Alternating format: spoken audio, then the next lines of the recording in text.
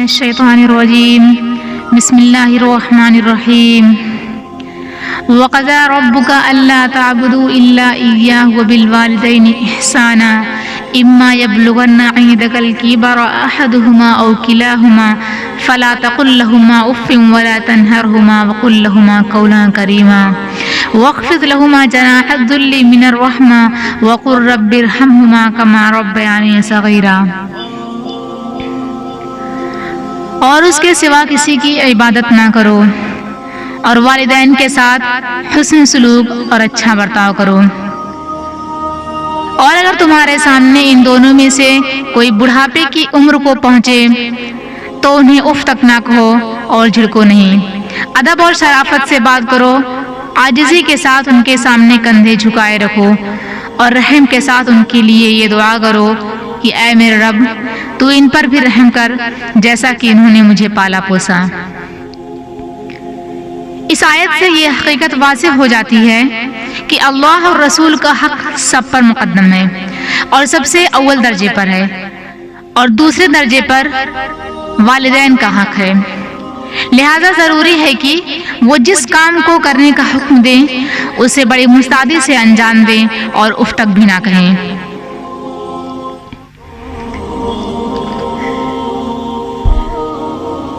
اور جب کوئی چیز انہیں دے تو اس طرح دے جیسے کوئی غلام اپنے آقا کے سامنے کوئی چیز پیش کرتا ہے۔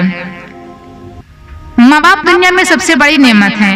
ماں اگر نہ ہو تو دل کو دلاسا دینے والا کوئی نہیں ہوتا، اور اگر باپ نہ ہو تو زندگی کے مختلف حالات میں اچھا مشورہ دینے والا کوئی نہیں ہوتا۔ اس لیے ماں باپ کے ہاتھوں کو پکڑ کر رکھو، کسی کے پیروں کو پکڑنے کی ضرورت نہیں پڑے گی۔ ہمارے نبی کی زندگی قرآن مجید کی عملی تفسیر تھی۔ آپ صلی اللہ علیہ وسلم نے حضرت حلیمہ سعدیہ رضی اللہ تعالی عنہ کو ہمیشہ ماں کہہ کر مخاطب کیا، جبکہ وہ آپ کی حقیقی ماں نہیں تھیں، انہیں آپ کو صرف دودھ پلایا تھا۔ یہی اسوہ رسول تمام اہل ایمان کو بھی اختیار کرنا چاہیے۔ رسول اللہ صلی اللہ علیہ وسلم نے والدین کے ساتھ معاملگی کا بیشتر مقامات پر بڑی خصوصیت سے ذکر کیا ہے اور فرمایا کہ ماں کے قدموں تلے جنت ہے۔ ماں وہ ہے جو پیروں پر چلنا سکھاتی ہے، اور باپ خود اپنے پیروں پر زندگی کے مختلف حالات میں اپنے بلبوتے پر چلنا سکھاتا ہے۔ ماں زندگی کی تاریک راہوں میں روشنی کا مینار ہے، اور باپ ٹھوکروں سے بچانے والا مضبوط سہارا۔ اگر ان دونوں میں سے کوئی بھی اپنی اولاد سے ناراض ہے، اور اگر اسی ناراضگی کی حالت میں وہ اس دنیا سے کوچ کر گئے، انتقال کر گئے، تو اللہ اس اولاد کو کبھی معاف نہیں کرے گا، چاہے وہ لاکھ عبادتیں کر لے۔ حضرت عیسیٰ علیہ السلام نے اللہ سے پوچھا کہ اے اللہ، جنت میں میرا ساتھی کون ہوگا؟ تو رب نے کہا ایک قصاب جو ایک فلاں محلے میں فلاں پہاڑ کے نیچے ایک چھوٹی سی بازار ہے وہاں گوشت بیچا کرتا ہے، وہی تمہارا دوست ہوگا، جنت میں تمہارا ساتھی ہوگا۔ موسیٰ علیہ السلام کو اس سے ملاقات کی خواہش پیدا ہوئی۔ موسیٰ علیہ السلام نے سوچا آخر اس کے اندر کیا خوبی ہے جو وہ قصاب جنت میں میرا ساتھی ہوگا۔ بہرحال موسیٰ علیہ السلام اس سے ملاقات کے لیے چل پڑے۔ کئی دنوں کا لمبا سفر طے کرنے کے بعد جب موسیٰ علیہ السلام اس بازار میں پہنچے تو وہ آدمی ایک اپنی چھوٹی سی دکان لے کر بیٹھا ہوا تھا۔ موسیٰ علیہ السلام پورا دن اس پر نظر رکھے رہے۔ ہوتے ہوتے شام ہو گئی تو موسیٰ علیہ السلام نے اس سے کہا کہ میں ایک رات تمہارے یہاں قیام کرنا چاہتا ہوں، ٹھہرنا چاہتا ہوں۔ بہرحال جب موسیٰ علیہ السلام اس سے گھر پر پہنچے اور وہ شخص بھی پہنچا، وہ گھر گیا، فوراً اپنے گھر کے سارے کام کیا، جھاڑو برتن جو بھی کرنا ہوتا اس نے سب کچھ کیا، کھانا بنایا۔ کھانا بنانے کے بعد اپنی ماں کے پاس کھانا لے کر گیا، اپنے ہاتھوں سے اپنی ماں کو کھانا کھلایا۔ اس کی ماں بہت ہی بوڑھی اور ضعیف تھیں۔ وہ کھانا کھانے کے بعد اپنے لفظوں میں کچھ بڑبڑانے لگیں، کچھ کہنے لگیں جو اسے موسیٰ علیہ السلام سمجھ نہیں سکے۔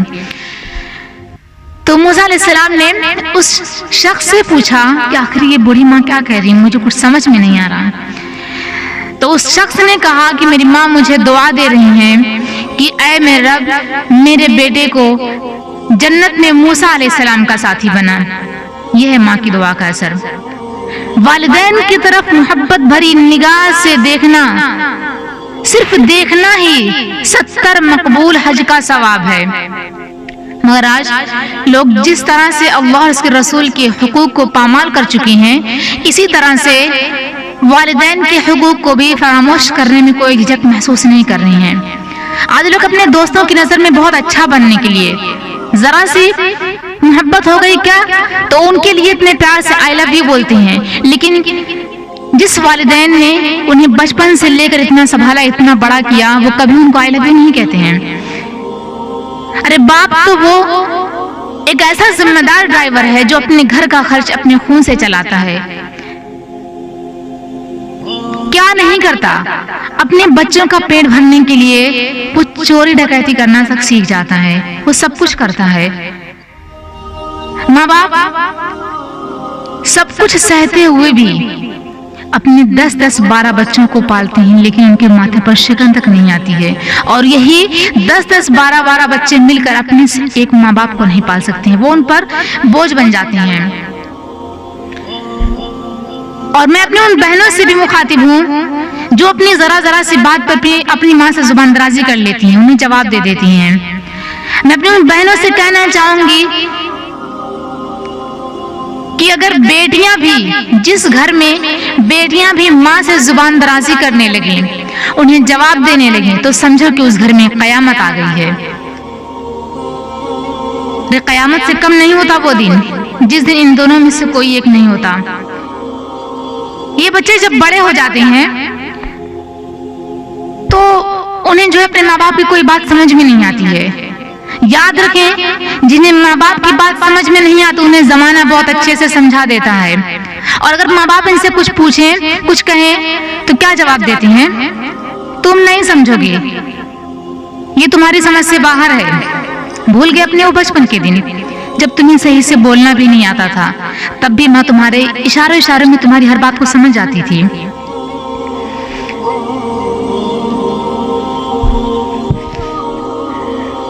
ماں باپ کی تکلیف کو نظر انداز مت کیجیے، کیونکہ جب یہ بچھڑ جاتے ہیں تو ریشم کے تکیوں پر بھی نیند نہیں آتی۔ کسی نے آپ صلی اللہ علیہ وسلم سے پوچھا کہ میرے حسن سلوک کا سب سے زیادہ حقدار کون ہے؟ تو آپ صلی اللہ علیہ وسلم نے جواب دیا، تمہاری ماں۔ اس نے دوسرے مرتبہ بھی یہی سوال کیا کہ اس کے بعد کون ہے؟ تو پھر آپ صلی اللہ علیہ وسلم نے جواب دیا، تمہاری ماں۔ اس شخص نے تیسری مرتبہ یہی جواب دیا کہ اس کے بعد کون ہے؟ پھر آپ صلی اللہ علیہ وسلم نے جواب دیا، تمہاری ماں۔ اس نے چوتھی بار یہی سوال کیا تو پھر آپ صلی اللہ علیہ وسلم نے جواب دیا، تمہارا باپ۔ رسول صلی اللہ علیہ وسلم کے ارشادات میں اطاعت والدین کی بہت زیادہ تاکید فرمائی گئی ہے۔